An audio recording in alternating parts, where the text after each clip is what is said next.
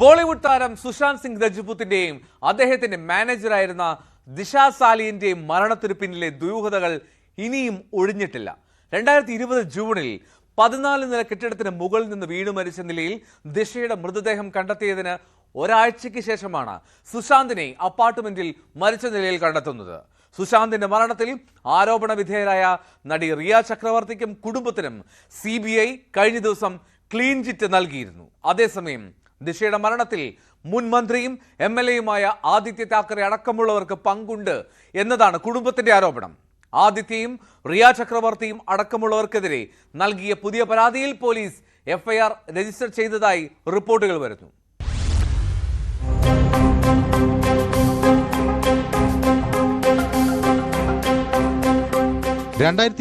June 14 Mumbai ബാന്ദ്രയിലുള്ള അപ്പാർട്ട്മെന്റിൽ Sushant Singh രജ്പുത്തിനെ തൂങ്ങി മരിച്ച നിലയിൽ കണ്ടെത്തിയത്.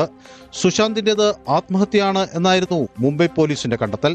എന്നാൽ മകൻ കൊല്ലപ്പെട്ടതാണെന്നും കാമുകിയും നടിയുമായ റിയ ചക്രവർത്തി പണം തട്ടിയെന്നുമുള്ള പരാതിയുമായി സുശാന്തിന്റെ പിതാവ് രംഗത്തെത്തിയതോടെയാണ് കേസ് CBIക്ക് കൈമാറിയത്.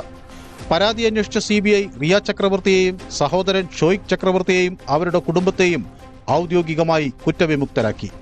സുശാന്തിന്റേത് ആത്മഹത്യയാണെന്നും മരണത്തിൽ ദുരൂഹതയില്ല എന്നുമാണ് CBIയുടെ നിഗമനം. അതേസമയം നടന്റെ മരണവുമായി ബന്ധപ്പെട്ട ലഹരിമരുന്ന് കേസിൽ റിയയെയും ഷോയ്ക്കിനെയും നേരത്തെ നാർക്കോട്ടിക്സ് കൺട്രോൾ ബ്യൂറോ അറസ്റ്റ് ചെയ്തിരുന്നു. സുശാന്ത് മരിക്കുന്നതിന് ഒരാഴ്ച മുമ്പാണ് മലാഡിലെ 14 നില കെട്ടിടത്തിന് മുകളിൽ നിന്ന് വീണു മരിച്ച നിലയിൽ ദിഷയുടെ മൃതദേഹം കണ്ടെത്തിയത്. ദിഷയുടെ മരണത്തിൽ ദുരൂഹതയുണ്ടെന്ന ആരോപണവുമായി പിതാവ് രംഗത്തെത്തിയതിനെ തുടർന്ന് പ്രത്യേക അന്വേഷണ സംഘത്തിന് കേസ് കൈമാറിയെങ്കിലും അന്വേഷണത്തിൽ ഒന്നും കണ്ടെത്താനായില്ല. അതിനിടെയാണ് ശിവസേന ഉദ്ധവ് താക്കറെ വിഭാഗം നേതാവും മുൻ മന്ത്രിയുമായ ആദിത്യ താക്കറെയെ പ്രതി ചേർത്ത് CBI അന്വേഷണം നടത്തണമെന്നാവശ്യപ്പെട്ട് ദിഷയുടെ പിതാവ് സതീഷ് സാലിയൻ വീണ്ടും രംഗത്തെത്തിയത്. ഇക്കാര്യം ആവശ്യപ്പെട്ട് ഹൈക്കോടതിയിലും അദ്ദേഹം ഹർജി നൽകിയിരുന്നു. ദിഷ പീഡിപ്പിക്കപ്പെട്ടതായ ആരോപണവും ഹർജിയിലുണ്ടായിരുന്നു.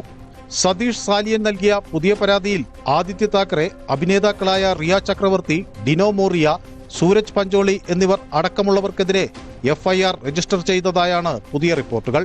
അതേസമയം പുനരന്വേഷണം വേണമെന്ന ആവശ്യം തന്നെ അപകീർത്തിപ്പെടുത്താനാണെന്നും വിഷയം നിയമപരമായി നേരിടും എന്നുമാണ് ആദിത്യ താക്കറെ വ്യക്തമാക്കിയിട്ടുള്ളത്.